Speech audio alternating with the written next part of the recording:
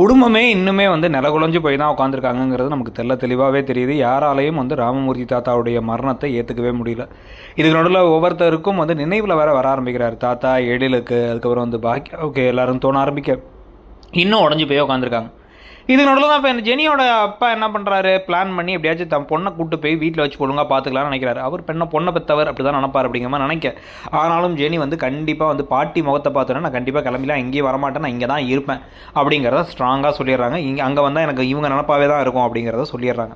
இதுக்கு நடுவில் தான் இப்போ கோபி அவரால் வந்து இன்னமும் வந்து தன்னுடைய அப்பாவோட இறுதி காரியத்தை செய்ய முடியலங்கிறத ஏற்றுக்க முடியல, அவங்க அப்பா விட்டு போயிட்டாருங்கிறத தாங்கிக்க முடியல, அந்த சோகத்தோடையே கிளம்பி போனால் அஸ்தி கரைக்கிறாங்க. அப்பவும் வந்து இவரை வந்து உள்ளே எதுக்கும் சேர்த்துக்காம பேர பசங்களே சேர்ந்து செடியனும் எழிலுமே எல்லாத்தையும் பண்ண இவர் மனசுடைஞ்சு போயிருந்தோன்னு ராதிகாவே கூட்டு போயிட்டு இன்னும் சோகமாக இருக்க மனுஷனை கூட்டு போய் அஸ்தியெல்லாம் வாங்கி கொடுத்து புதுசாக அஸ்தியை இவர் தனியாக கரைக்க வைக்கிறாங்க. ஸோ கதை எப்படி போகுது இப்போ நினைக்கிறீங்கிறத சொல்லுங்கள். தேங்க்யூ.